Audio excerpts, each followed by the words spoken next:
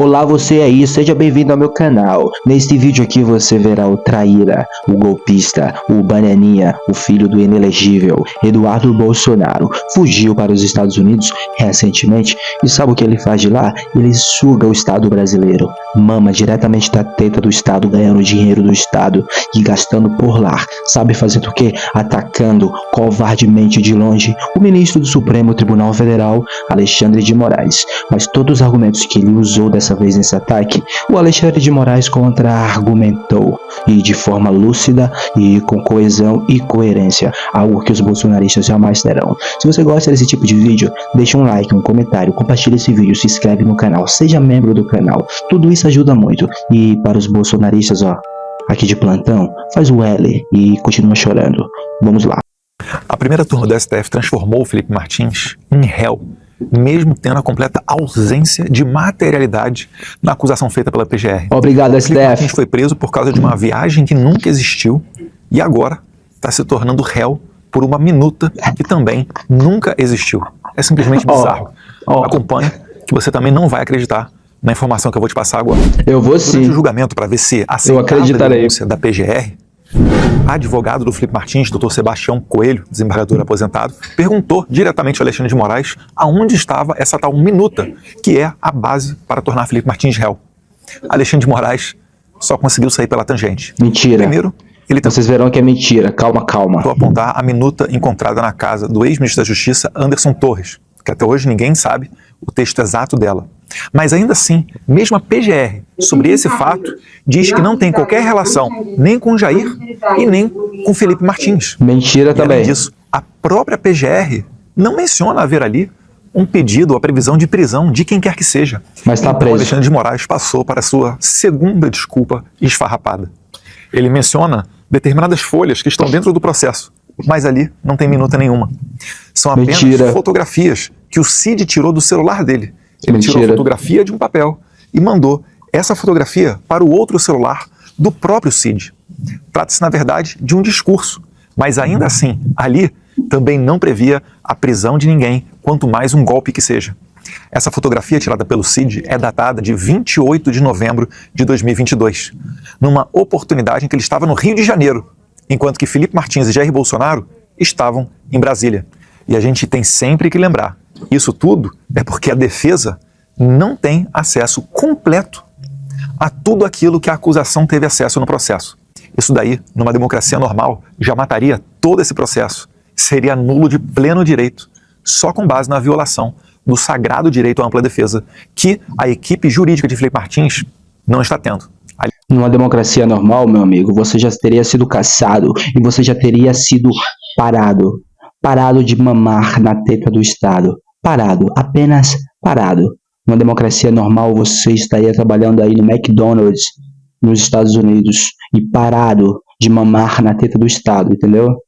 Aliás, nem a dele, nem de Braga Neto, nem de Bolsonaro e nem de absolutamente ninguém que está dentro desse processo bizarro. Porque a gente sabe, se tiverem acesso, a gente vai expor fatos ainda mais bizarros. Imagine só.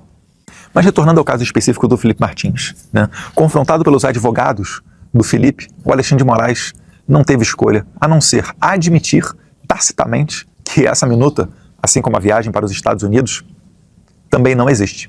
Mentira. Vocês verão que é mentira por causa desse vídeo aqui do Alexandre de Moraes, deixando claro o que é a minuta, onde foi encontrada a minuta e o que de fato tinha na minuta, seu golpista traidor da pátria. Está presente a justa causa para a instauração da ação penal. Sabemos que o recebimento da denúncia, além dos requisitos previstos no artigo 41 do Código de Processo Penal, exige o seu recebimento à justa causa previsto no artigo 395-3 do também Código de Processo Penal, a justa causa que deve ser analisada dentro daquele tripé dos seus três componentes, a tipicidade, punibilidade e viabilidade, de maneira que a denúncia tem que vir sustentada por um suporte probatório mínimo a indicar a imputação.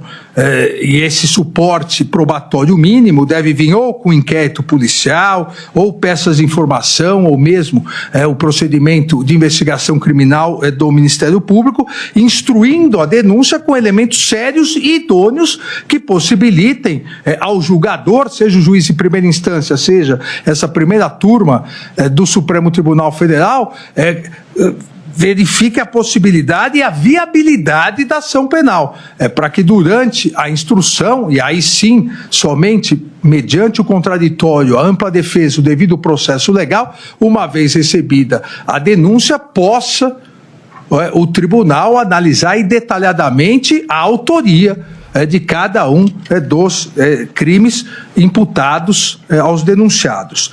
Então, eu insisto sempre, o que já foi dito ontem, não só por mim, mas pelo ministro Flávio, na sequência, pelo ministro Fux, pela ministra Carmen, pelo ministro presidente, o ministro Zanin, é que o recebimento da peça acusatória não representa análise de culpabilidade de nenhum dos denunciados. O recebimento da peça acusatória depende da materialidade dos crimes, que está comprovada, mas não é uma cognição exauriente dos fatos. É um mero juízo de delibação quanto à existência dos crimes, materialidade e indícios mínimos de autoria. Nesse sentido, a peça acusatória da Procuradoria-Geral da República apresentou, em relação aos 8 denunciados, apresentou os indícios mínimos e razoáveis de autoria que possibilitam a instauração da ação penal e, a partir daí, o contraditório e toda a instrução processual. A Procuradoria apresentou indícios mínimos em relação ao primeiro denunciado, em ordem alfabética, aqui, Alexandre Ramagem Rodrigues, em que pese o doutor Paulo Renato Garcia Sintra ter alegado nas sustentações orais, todas elas muito bem realizadas, e que todos nós ouvimos e assistimos com grande atenção, mas as alegações de que somente 3 arquivos de texto não trariam nada novo. Olha isso, a PGR, a Procuradoria, olha isso, deixa claro que esses golpistas, esse pessoal todo, estavam por trás de uma trama, e essa trama levaria o Brasil para uma ditadura. Pessoas estão sendo presas, o Eduardo Bolsonaro foge para os Estados Unidos, o Bananinha ataca o ministro do STF, Alexandre de Moraes, de lá, fugiu e ataca de lá. O ministro Alexandre de Moraes deixa claro as provas, deixa claro os relatos, deixa claro a ata, deixa claro, e você, Eduardo Bolsonaro, só o que pode fazer é mimimi, e de longe ainda, covardemente. Porque não seria nada inédito, nada criativo, só uma repetição. Disse o doutor Paulo Renato Garcia Sintra Pinto, abre aspas, seria requentar argumentos velhos.